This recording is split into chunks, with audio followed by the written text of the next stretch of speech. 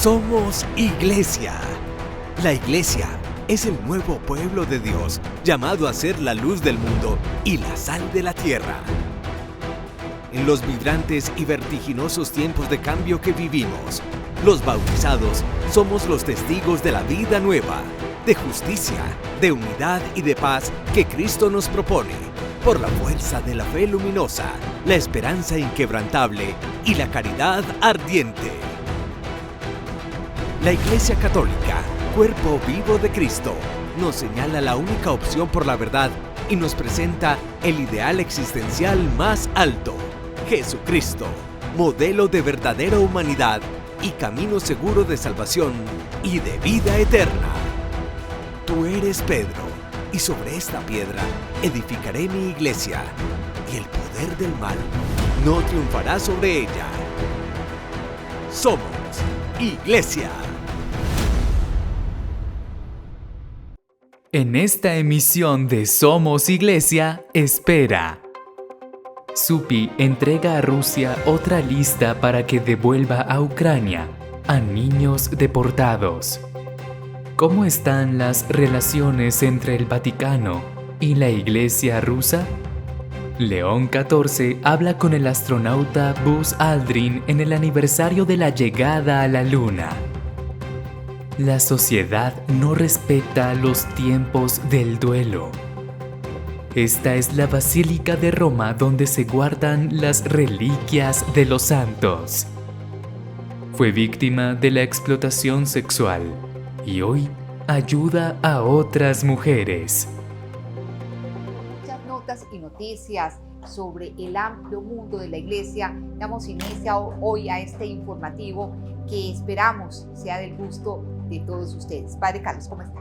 Muy bien, Miriam, una alegría poder compartir este espacio contigo, hoy celebrando una gigante, Santa Mónica, la madre de San Agustín. Hoy Mónica, la mamá, mañana el hijo San Agustín, el más grande pensador del primer milenio cristiano, un hombre atormentado por esa búsqueda de Dios, del rostro de Dios, de la verdad. Militó en el maniqueísmo, en el gnosticismo, y al final, de la mano de un gigante, San Ambrosio, gran obispo de Milán, en el norte de Italia, encontró su camino, la verdad, se hizo bautizar cristiano católico, luego fue ordenado sacerdote católico, luego fue obispo, y su madre Mónica, que había orado y llorado por él, alcanzó a ver cumplida su meta de su hijo convertido después de una vida disoluta, una vida desordenada, muy comentada y de una manera poética, teológica y profunda en uno de los libros más famosos de este autor, Las Confesiones de San Agustín. Padre Carlos, ¿cómo nos habla hoy Santa Mónica? Porque hay muchas personas que empiezan a orarle al Señor y apenas pasado una semana, un mes y ven que no han conseguido lo que desean de Él, tiran la toalla y se alejan. Y se dice que Santa Mónica oró 20 años o más, no sé. Algunos me preguntan sobre esta imagen que tú presentas de los 20 años de oración de Mónica, ¿hasta cuándo hay que orar? Y yo diría hasta siempre, que la muerte nos sorprenda orando, clamando, pidiendo a Dios por la propia conversión, por la conversión de los seres queridos. Jesús nos invita a la oración de confianza, pedir y se os dará, pero nos invita a la oración de perseverancia. En el fondo no es que al primer pedido o a la primera súplica las cosas se nos den en el tiempo de Dios, que es muy distinto del tiempo humano. Y me gusta colocar esta imagen, la distancia entre el tiempo de Dios y el tiempo del hombre, eso se llama paciencia. Y a veces los seres humanos no la tenemos. Exactamente, y nos perdemos de grandes favores, de grandes milagros, precisamente por eso. Bueno, iniciando en forma el programa, les contamos que el cardenal Supi ha pedido a Rusia que devuelvan los niños que se robaron de Ucrania durante la guerra. El cardenal Matteo Zuppi ha asegurado que entregó a Rusia otra lista de niños que Ucrania exige que se devuelvan a su país. No se sabe cuántos son ni cuántos han sido devueltos, pero todo apunta a que Ucrania sigue confiando en la labor de la Santa Sede para llevar adelante esta misión. Zuppi hizo estas declaraciones a los medios de la Conferencia Episcopal Italiana y así explican desde la Embajada de Ucrania esta misión que lleva adelante el cardenal italiano. La misión del cardenal Zuppi está concentrada en ayudar a los niños ucranianos que Rusia robó o que se llevaron del territorio ucraniano, tanto a Rusia como a Bielorrusia. Y también la misión está concentrada en que se devuelva a los prisioneros. Por otro lado, León XIV ha retomado la actividad de Francisco de enviar ayuda humanitaria al frente ucraniano. De hecho, en estas imágenes se puede ver cómo Francisco bendecía una ambulancia antes de que saliera dirección Ucrania. Ahora el primer envío con el nombre del Papa León XIV ha llegado ya a Kharkiv. En el interior de las cajas había alimentos, ropa, juguetes, medicamentos y artículos de primera necesidad. En total enviaron 70 cajas y cada una contenía 15 kilos de alimentos. Se distribuyeron a las familias, sobre todo a aquellas que tienen niños. Todas ellas acababan de abandonar sus hogares debido a los continuos ataques de Rusia a las zonas residenciales. Padre, yo me pregunto qué objetivo puede tener Rusia con esta práctica siniestra de sacar niños de Ucrania para llevarlos a centros de adopción o darlos a familias en adopción. Así me da una palabra fuerte, pero es verdadera, práctica siniestra. El comunismo por ideario busca el adoctrinamiento y busca la ideologización. Desde la tierna edad de la vida es una pretensión de los regímenes comunistas y socialistas. Ya no son los papás los que deben de impartir una fe religiosa, una moral, una ética, una filosofía, sino que es el Estado el que se quiere apropiar cuál es la doctrina, la ideología que deben de tener las nuevas generaciones. Es una práctica siniestra, repito, lo has dicho muy bien, pero lo segundo, hay un interés muy fino y es la desmoralización de lo que llamamos los enemigos, porque se dividen familias, se sustraen los niños y es el dolor para unos papás. Alguno de ellos puede ser combatiente, que diga, se robaron mi hijo, mientras yo estoy al frente de combate, se lo recogen a la madre, lo llevan a un país extranjero y luego no devolverlos. Son prácticas condenables desde todo punto de vista, empezando por el derecho internacional humanitario, y en buena hora que la Iglesia, en boca del cardenal Zuppi, pida la devolución de estos niños secuestrados literalmente de Ucrania para ser llevados a Rusia. María, es tan demoníaca esta práctica que se dice que muchos de estos niños están siendo abusados sexualmente o están siendo sometidos a malos tratos. Es decir, no solamente los dan en adopción, no solamente los robaron, sino que están abusando de estos niños. Y se habla de maltratos psicológicos, se habla de maltratos verbales, los desprecian, digamos, por la lengua que manejan, y se habla también de aún de utilizarlos en prácticas laborales para adultos, el trabajo infantil, de manera que yo creo que el mundo tiene que conocer esta realidad. Y ojalá esta guerra dolorosa que lleva 3 años y medio en algún momento termine, porque la guerra es lo peor que le puede pasar a la sociedad y a una humanidad que se dice civilizada. Y una cosita más, Padre Carlos, además de lo que acabamos de comentar, les lavan el cerebro a estos niños, entonces les dicen que Ucrania es una república fascista. O sea, de esa manera los niños van a terminar odiando su país natal. ¿Qué opina? O yéndose contra él. Y tú te darás cuenta que muchos líderes socialistas y comunistas siempre utilizan como arma la rotulación, la estigmatización, el señalamiento de los otros como fascistas. Y uno se pregunta, es como a veces el victimario llamar a su víctima victimaria cuando realmente es la víctima. En América Latina no estamos ajenos a estas prácticas. Miramos algunos líderes que en sus discursos políticos acusan permanentemente de fascismo o de fascistas a sus adversarios y a sus detractores ideológicos. Exactamente, yo inclusive, Padre, yo no sabía eso de que en la guerra también se utiliza mucho tristemente, lo de abusar de las mujeres, ¿cierto? Y es con el ánimo de dañar la pureza de la raza, ¿no?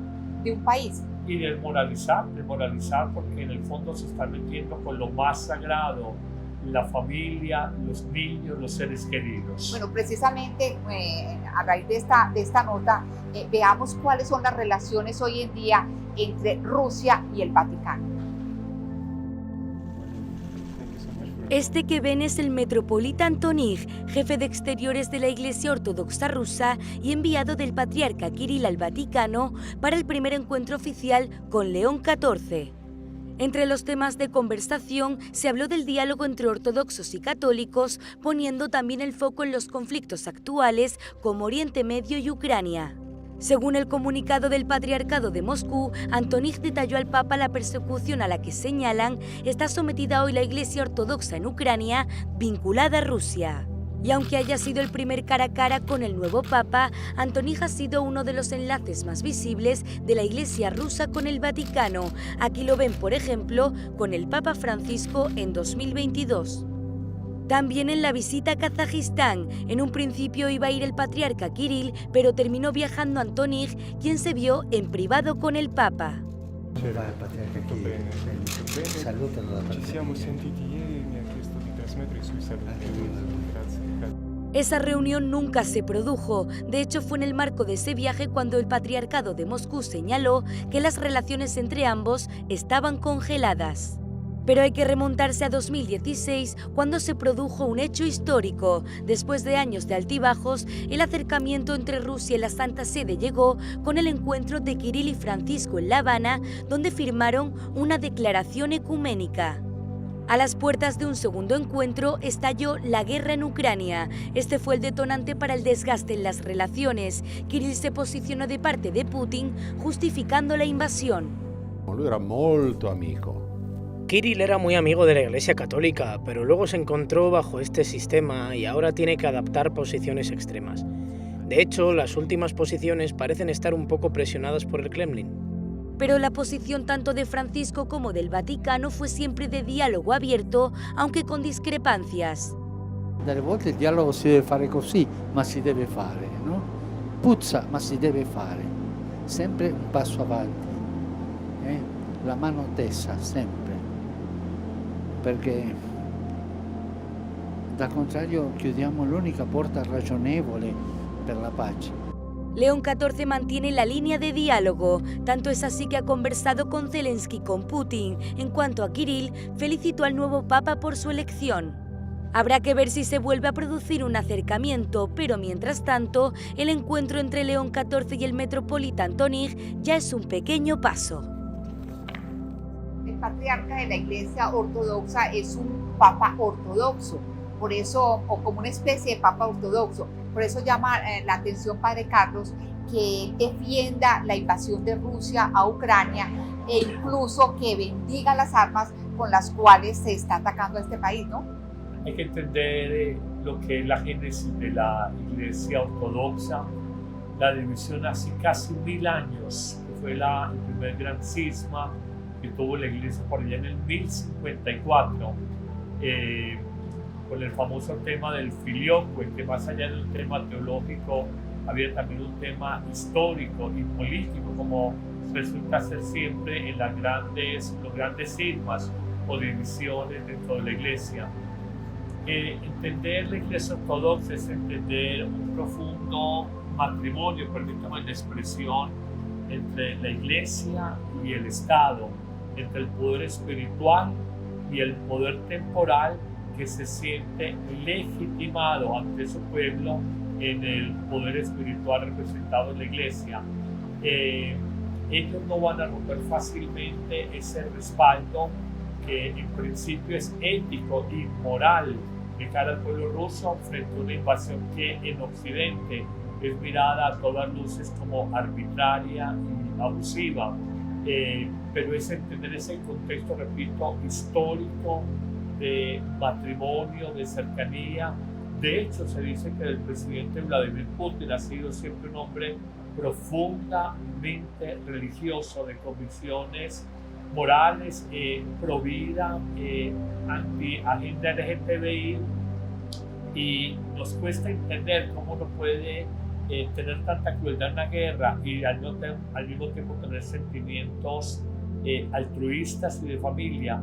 Pero son las paradojas de la condición humana, y ellos están convencidos que Ucrania hace parte de la gran tradición religiosa, sociológica, cultural, histórica de lo que fue el imperio ruso en otros tiempos y que ellos han querido emular, digamos, con otros imperios, sobre todo en Europa. De manera que es entender ese contexto para nosotros poder discernir esa aceptación o legitimación que hace el patriarcado ortodoxo frente a la invasión que Rusia ha hecho de Ucrania. El Papa Francisco calificó con unas palabras muy duras al patriarca Kirill. Le dijo que era el monaguillo de Putin. Y uno dice, padre Carlos, Kirill dice que Rusia lo que ha hecho es defender la patria y que obviamente él está de acuerdo en que se defienda la patria. Y yo me pregunto, padre, ¿qué es más importante, defender la patria o estar de parte de Dios? Sí, lo que pasa es que, vuelvo y te digo, en Occidente tenemos una mirada. Si tú miras la CNN sobre un hecho y miras RT, Russia Today, sobre el mismo hecho, tienen dos miradas completamente distintas. Una es la mirada del mundo de Oriente y los intereses del socialismo, y otra la mirada del capitalismo en Occidente, en dos gigantes, digamos, mediáticos, RT, Russia Today, y la CNN americana. Son las narrativas que van construyendo, y en esto la iglesia siempre ocupa un lugar muy importante porque le permite a un gobernante legitimarse ética y moralmente de cara a su pueblo. De hecho, no hay un legitimador mundial más grande que el Vaticano, de que todos los gobernantes quieran ir a visitar al Papa y a tomarse en foto con él para decir: yo estoy del lado de los buenos, estoy del lado de la verdad, estoy del lado del bien, de la luz. Y por eso la iglesia trata de ser muy precavida a la hora de dar citas con jefes de estados que no sean dictadores, que luego manipulen y utilicen la imagen y el prestigio y la credibilidad de la iglesia. Bueno, padre Carlos, el caso es que el patriarca Kirill tendrá que responder ante Dios por todos y cada uno de sus actos. Y continuando con el programa, les presentamos a continuación el encuentro que tuvo el Papa León XIV con uno de los astronautas que viajó a la Luna en el año de 1969. Tras el Ángelus, el Papa se desplazó a la conocida como Specula, el observatorio astronómico del Vaticano que hay en Castel Gandolfo. Lo hizo con motivo del aniversario de la llegada del hombre a la Luna, así que los responsables le mostraron las instalaciones. E incluso buscaron la Luna, teniendo en cuenta que era un poco difícil porque era de día. Finalmente, abbiamo la Luna. Les costó, pero lo consiguieron. Ahora el Vaticano comparte un observatorio en Arizona, donde hay menos contaminación lumínica para estudiar el cielo. Estas instalaciones fueron impulsadas por León XIII. Se quería demostrar al mundo que la fe y la ciencia no eran incompatibles. Y como guinda del pastel de la visita, en un día tan señalado, el Papa tuvo una videollamada con el astronauta Buzz Aldrin, el segundo hombre en pisar la Luna tras Neil Armstrong y el último astronauta en vida de esa misión histórica del Apolo 11. En redes escribió que fue una bendición y un gran honor poder hablar personalmente con el Papa. Bueno, por lo que se sabe, el Papa León XIV estuvo hablando con Buzz Aldrin sobre la belleza de la creación, recordando, entre otras cosas, el Salmo número 8, que habla precisamente sobre esto, ¿no? Y muchos salmos nos hablan de la grandeza de Dios y aún de la pequeñez humana. Señor dueño nuestro, qué admirable es tu nombre en toda la tierra. O cuando habla, ¿qué es el hombre para que te acuerdes de él? El ser humano para que le otorgues poder. Somos como hierba que por la mañana nace y crece, que por la tarde se marchita y muere. Y es muy bonito que a veces una idea de que la iglesia ha sido oscurantista, retrógrada. Recordemos que las primeras universidades en el medioevo y en el mundo fueron universidades de la iglesia. Recordemos que los grandes depositarios, digamos, de las ciencias, las artes, la teología, la sabiduría humana, los grandes compiladores de esa sabiduría fueron libros, desde que se inventó la imprenta con Gutenberg, guardados celosamente por la iglesia. Recordemos que una de las bibliotecas más completas del mundo entero es la Biblioteca Vaticana. Por encima inclusive puede que tenga mayor número de volúmenes las bibliotecas norteamericanas, la del Congreso de Estados Unidos, pero la Biblioteca Vaticana tiene incunables archivos históricos valiosísimos. porque la Iglesia reconoce la importancia de que haya alguien depositario del saber y del conocimiento a lo largo de la historia. ¿Qué no decir de las artes y la Iglesia testigo de toda la fuerza del Renacimiento en el final del medioevo humano? De manera que es muy importante que la Iglesia también siga mostrando con este observatorio de astronomía que ella, lejos de ser llamada oscurantista, retrógrada, ajeno, contraria a la ciencia, pues que busca la verdad profunda sobre el hombre, sobre la vida y sobre Dios, y no desconoce la ciencia, sino que la valora, simplemente aprende a entrar en diálogo, fe, razón, fe, cultura. A eso se debe que la Iglesia tenga varios observatorios astronómicos o espéculas en el mundo, ¿no? Sí, así es. Siempre no tiene más recursos económicos, pero digamos ha habido siempre esa inquietud entre teólogos. Hay hombres de ciencia dedicados a investigar sobre el misterio humano, sobre el misterio de la vida, sobre el misterio de Dios, y nunca despreciando la ciencia, simplemente buscando, repito, este diálogo fe-ciencia, fe-cultura, fe-razón. Padre Carlos, la Iglesia tiene un observatorio astronómico, tengo entendido, supremamente moderno, donde todo está robotizado en Arizona, Estados Unidos. Y esto me da pie para preguntarle a usted qué opina de si la Iglesia concibe que haya vida extraterrestre. Sobre esto se ha especulado muchísimo. La Iglesia ni lo afirma ni lo niega, porque no hay evidencias. Y en eso, digamos, la sabiduría bimilenaria de una institución como la Iglesia Católica la lleva a ser muy prudente a la hora de emitir juicios. Hay los famosos proyectos sobre extraterrestres, UFO u OVNI, pero no dejan de ser en este momento todavía especulaciones para programas que tengan algo de matiz sensacionalista. Creo que si se llegara a encontrar vida, habría que mirar qué tipo de vida es, porque es la vida vegetal, la vida animal, la vida humana, y creo que esto no negaría ni mucho menos la creación, sino que ampliaría, digamos, el espectro de la fe, de la revelación de Dios, más allá de la raza humana. Exactamente, nada pasaría con la fe nuestra en caso de que se descubriera hoy o mañana vida en otros planetas. Pienso que se ampliaría, pero vuelvo a decir, hay que mirar si es una vida inteligente, si es una vida espiritual, si es una vida con capacidad de trascender, pues una vida primitiva, aquellos que han colocado siempre ese dilema entre evolucionismo de la ciencia y creacionismo de la fe y de la Biblia en los relatos del género, esto es completamente falso. Lo dijo en su momento el Papa Benedicto XVI.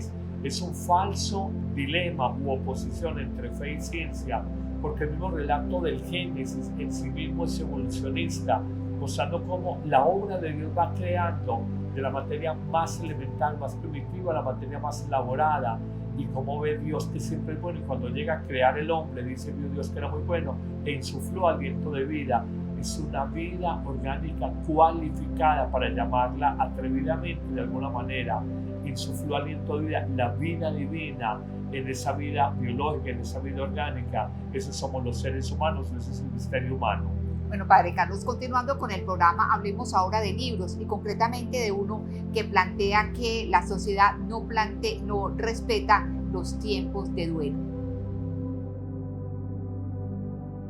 Valentín Rodil es psicólogo y experto en duelo. Trabaja en esta unidad móvil de San Camilo, donde se acercan a las personas en necesidad de acompañamiento terapéutico. Lleva tiempo estudiando cómo evoluciona, al pasar los años, la situación de personas a las que acompañó tras la pérdida de seres queridos. Me di cuenta de dos cosas. Una, que probablemente los tiempos del duelo que nosotros manejamos no son los que son, que por tanto los tiempos de reconstrucción van a ser mucho más lentos. La otra cosa que me di cuenta, me parecía importante además consignar, es que el duelo no es un proceso que al final tiene un cartel de final feliz. Y que entonces a lo largo de 10 años la vida hace suficientes faenas después. De hecho, en su libro De mis cenizas, mis cimientos, relata algunos ejemplos, como el de una mujer que perdió a su prometido en la despedida de soltero. Le costó muchísimo tiempo empezar a procesar toda esta historia. Luego se casó con una persona, fue bonito, fue el momento importante para ella, pues por volver como a tener esa oportunidad. pero chico, justo después ha perdido 2 bebés y no puede ser madre. Entonces, detrás de un duelo no hay un final feliz. Por eso este psicólogo señala que es importante trabajar en motivaciones realistas y tener paciencia. No hay fórmulas rápidas para afrontar el duelo y además la vida y sus retos no esperarán a que uno mejore para aparecer. Al final hay un punto de esperanza verdadera de la que hay que hablar, que no es la mera ilusión y que además tiene que renunciar a esperanzas menos verdaderas, como por ejemplo que el ser querido vuelva. Si supieras la cantidad de gente que piensa, aun en contra de su razón, que su ser querido va a volver, sería increíble. Y además de proponer esperanzas realistas, Valentín propone fijarse en un verbo concreto, elegir. La pérdida de un ser querido muchas veces, o la pérdida de algo significativo, es tan potente que es como una destrucción personal, y entonces la sensación es que se ha terminado todo. Ese punto de esperanza es el que da el verbo elegir. Tomar decisiones, ya sean pequeñas o grandes. Y también es importante que el entorno más cercano de la persona en duelo sea muy respetuosa con sus tiempos. Que si tú tienes un amigo que decide por sí mismo quedarse en cama, fortalecer su decisión es fortalecer su capacidad de decisión. Es respetar su decisión. Y al respetar su decisión, paradójicamente, estamos ayudándole a salir. De la otra manera, la sociedad además induce a simplemente reincorporarse a la vida. Y esto es bastante complicado, porque hace que la gente, sin superar nada, sin vivir nada, se reincorpore. Todo esto para señalar que del duelo se puede salir y que es un proceso duro, pero que también puede enriquecer si se dedica tiempo, trabajo y cuidado. Padre, hace apenas unos días conocí a una señora que perdió a su mamá y a los 8 días ya estaba como si nada, pues se le veía fresca, tranquila, y uno se da cuenta que hay gente que supera los duelos con cierta facilidad y a otras personas que les cuesta y pasan años y años y pierden la esperanza, pierden el deseo de vivir, en fin, como que se enterraran en vida. Es tan respetable como esos procesos de duelo. A veces hay gente que no expresa, pero no por ello no quiere decir que no sienta. Las abuelas decían una frase: la procesión va por dentro. Y yo conozco, el hombre en general es más poco expresivo, pero no indica que no siente el duelo por un divorcio, por una pérdida laboral, por la pérdida de un ser querido, por una pérdida de estatus profesional. Los duelos hacen parte de la vida. Y hay gente muy expresiva,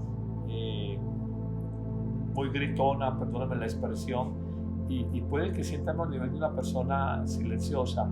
Simplemente hay que entender que es parte de la vida. Hay una etapa en la vida en que la vida nos da todo: salud, juventud, belleza, vigor, oportunidades laborales, profesionales y económicas. Y hay otra etapa en la vida en que se nos va quitando paulatinamente la salud, la juventud, la belleza, el vigor, las oportunidades económicas y laborales. Esto genera un proceso de dolor o duelos. Y en el proceso de duelo creo que es fundamental virtudes teologales como la fe, entender Dios en toda esta situación aparentemente dolorosa y adversa está ahí, sobrenaturalizar ese dolor.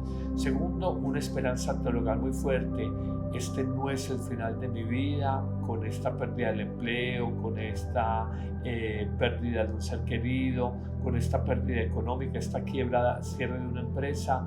Esa esperanza teologal que va más allá de las meras expectativas o optimismos humanos. Se necesita también pedirle a Dios fortaleza, que es un don del Espíritu Santo, porque hay situaciones que en lo humano requieren mucha fortaleza y mucha resiliencia. Pedirle a Dios paciencia, porque las cosas necesitan tiempo para sanar. Si abre una herida, está sangrando, en la experiencia humana la herida se va cerrando lenta y progresivamente. No podemos pretender que de un día para otro se elabore un duelo. Finalmente, diría yo, se necesita acompañamiento acompañamiento espiritual, no solamente psicológico, terapéutico, sino acompañamiento espiritual, entender que Dios nunca nos ha abandonado y que si la vida te doy en una primera etapa y te quito en una segunda etapa en la vida, Dios siempre va a estar presente en todas las etapas y situaciones de nuestra vida. ¿Usted qué opina de lo que dicen algunos estudiosos de que hay personas que se vuelven adictas a la tristeza? Por eso alimentan su mente, alimentan su alma, alimentan su corazón con canciones tristes, con momentos nostálgicos y no ponen voluntad para salir precisamente de esos estados de abatimiento. Tú sabes que géneros musicales como la música de despecho, Rata de dos patas, de Paquita, o la de Darío Gómez, que tuve la oportunidad en algún momento de conocerlo ya descansando en Dios, es un género que pega mucho en la gente porque experimentamos la vida como tragedia afectiva, esa mujer o ese hombre nunca me quiso, tragedia económica, nunca salí de la pobreza, tragedia vital, la existencia en la vida siempre fue injusta conmigo. Yo creo que esas narrativas, aunque pegan mucho a veces a nivel del pueblo sencillo, no son sanas, porque es una manera de mirar la existencia de manera negativa, trágica, melodramática, novelesca, porque uno ve mucho en las telenovelas que todo es acentuado, los ademanes, la gestualidad, las palabras, los acentos, para dramatizar las emociones, exagerarlas. Y yo creo que está bien que no podemos ser la apatía, no sentir nada, pero tampoco sobreactuarnos y dramatizar todo en la vida, porque como decía García Márquez, el Nobel de Literatura colombiano, la vida no es como la vives, la vida es como la recuerdas, y recordar es pasar por el corazón. ¿Cómo pasa por el corazón tu vida y la memoria histórica de tu existencia? Bueno, un tema muy interesante, padre. Pasando a otra nota, les contamos que, o les presentamos mejor a continuación, una basílica donde se guardan las reliquias de santos más contemporáneos, de santos más modernos. Ocultas en la cripta de la Basílica de San Bartolomé están las reliquias del primer mártir de Estados Unidos, el padre Stanley Roder. El padre Stanley fue misionero en Guatemala durante la Guerra Civil y se negó a abandonar a sus feligreses en medio de la violencia militar, hasta el punto de ser asesinado. Un pastor no huye ante el mal. Jesús, el buen pastor, cuida de sus ovejas, del mismo modo que el padre Stanley no dejó de servir a los pueblos indígenas hasta el final. Fue asesinado en una noche de 1981. El padre Stanley no es el único mártir cuyas reliquias se pueden encontrar en esta Basílica de San Bartolomé, en una isla en medio del río Tíber. También está la casulla de San Oscar Romero, quien fue arzobispo de San Salvador desde finales de los 70 hasta su asesinato en 1980. Vivió sus últimos años en un país inmerso en una espiral de violencia que dejó miles de muertos. El prelado había denunciado públicamente el abuso de autoridad del gobierno. Pidió a militares y policía que obedecieran la ley de Dios antes que la de los hombres. Al final lo asesinaron mientras celebraba misa en la capilla de un hospital. Tras un proceso de canonización largo, el Papa Francisco lo declaró santo en el año 2018. En el altar lateral de la basílica hay un jersey azul claro que perteneció a la hermana Dorothy, que sirvió como misionera en Brasil. Allí ayudó a los campesinos pobres a conservar sus tierras y sus medios de subsistencia en medio de la presión y las amenazas de los ganaderos y bandas para que abandonaran sus tierras. El 12 de febrero de 2005, 2 pistoleros a sueldo se acercaron a la hermana Dorothy y, sabiendo que pronto la matarían, sacó su Biblia y empezó a rezar las bienaventuranzas. Tenemos la camisa que llevaba puesta Dorothy Stein. Era una mujer muy religiosa que rezaba y que rezó hasta el final.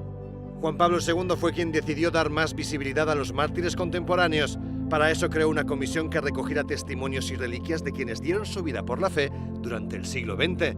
Accanto a la memoria del apóstol Bartolomé. Aquí donde está el apóstol Bartolomé, Juan Pablo II quiso que se mostraran al mundo las historias de los nuevos mártires.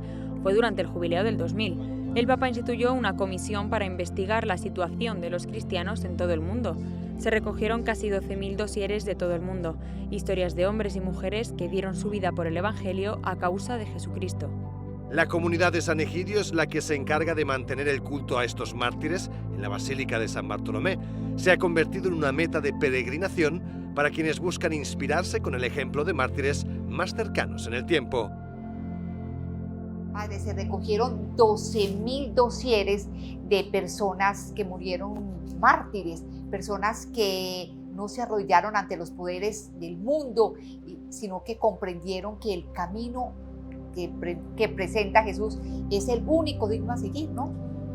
La palabra mártir viene del griego martiría, y martiría es testigo.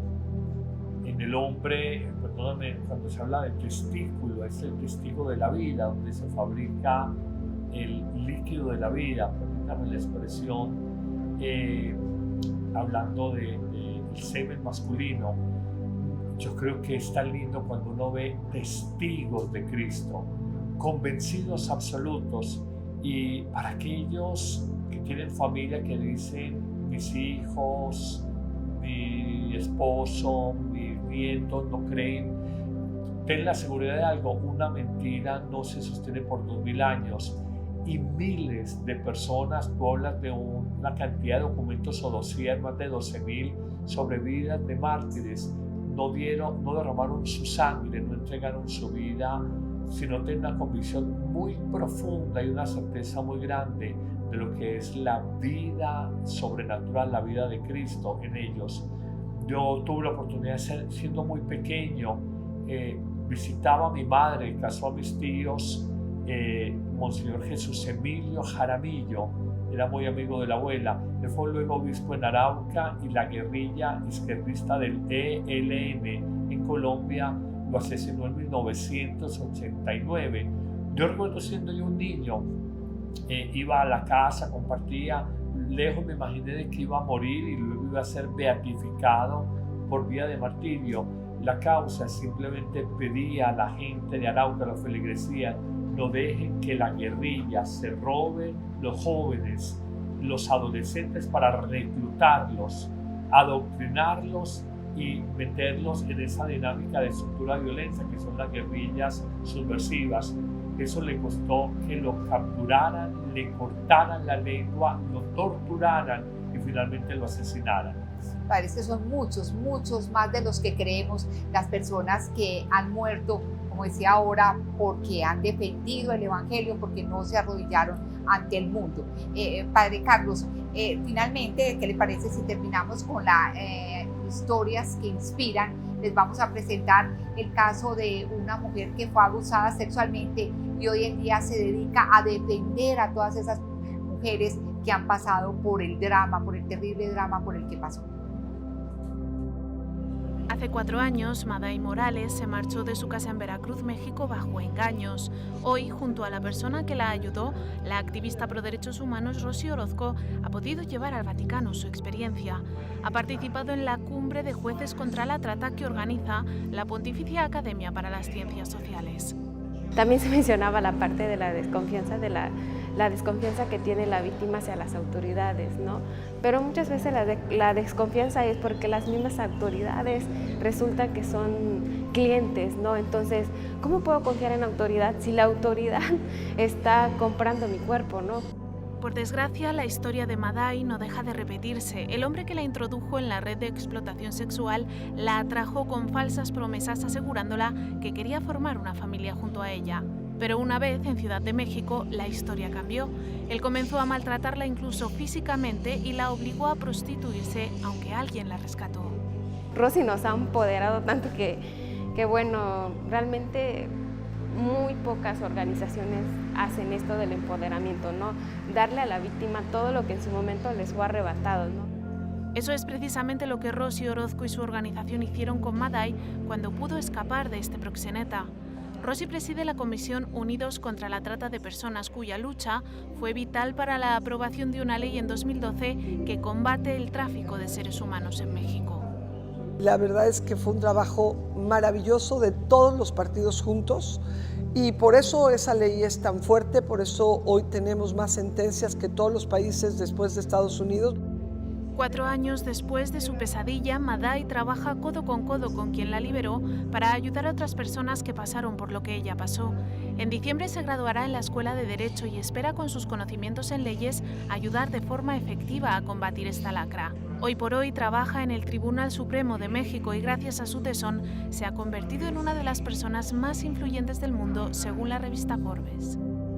Sea la oportunidad para invitarlos a todos ustedes para orar por todas esas mujeres que son retenidas dentro y fuera de Colombia y obligadas a ser esclavas sexuales sin la posibilidad de obtener su libertad, ya que les retienen o les quitan sus pasaportes o la forma de volverse a sus hogares, ¿no? Así es, muy linda la historia, muy inspiradora y me hace recordar una expresión de nuestra santa colombiana, la Madre Laura Montoya: donde está tu llaga, está tu misión. Pienso un Nelson Mandela que pasó 26 años en la cárcel, en su lucha contra la segregación en Sudáfrica, y luego fue saliendo de la cárcel, lejos de vengarse de esa minoría blanca que lo había encarcelado, lo había maltratado, buscó la reconciliación nacional en su país. Pienso en mujeres que han tenido un hijo en la cárcel y luego se vuelven apóstoles de los prisioneros. Pienso en mujeres que han abortado y luego, con ocasión de su aborto, se vuelven pro vida y defensoras de las madres solteras, ayudarlas. Cómo desde la llaga que nos ha tocado en la vida puede convertirse en nuestro proyecto, en nuestra misión de vida. No dejemos que una situación que aparentemente resulta solo dolorosa, adversa e injusta se quede en esos calificativos, sino que aprendamos a hacer de esa llaga una ocasión, una oportunidad para realizar una misión de sanación y de redención en otros seres humanos. O sea, Padre Carlos, que usted cree que Dios permite muchas desgracias, muchos dolores en la vida de una persona para capacitarlos a fin de que puedan hacer bien a otros, ¿no? Dios nunca quiere el sufrimiento para nadie, pero tampoco lo impide, y esto es tan claro que Jesús vino a hacer el bien y curó los enfermos, ciegos, sordos, leprosos, paralíticos, pero no suprimió la enfermedad. Mira qué misterio. Lo sanó, pero no quitó la enfermedad sobre la faz de la tierra. Siguieron dándose enfermos, ciegos, sordos, tullidos, epilépticos, paralíticos, leprosos. Siempre han existido. El dolor es un misterio. Dios no lo quiere, pero no lo impide. Y aprende uno que en el dolor, si el grano de trigo no cae en tierra y muere, queda infecundo. El árbol que no es podado, aunque duela, no va a dar frutos más abundantes. Toda corrección, aunque duela, es para nuestro bien. De manera que estas situaciones en la vida que se vuelven de entrada llagas, porque fueron injustas, porque generaron sufrimiento, porque fueron situaciones opresivas, maltratadoras, luego pueden convertirse en fuente y en cauce de redención para la vida personal y para la vida de los demás. Concluyo simplemente con esto, Miriam. No nos hacen crecer los triunfos y los éxitos humanos que nos vuelven solo vanidosos. Nos hacen crecer los sufrimientos y los fracasos que son causa de crecimiento personal y espiritual. Qué bien, Padre. Muchísimas gracias por su asesoría al programa, en este programa. Gracias a Ron Report, gracias a Men Comunicaciones y gracias a Adrián Maduro por la asesoría o por el control, por estar en el control máster de este espacio. Que estén muy bien. Dios los bendiga a todos.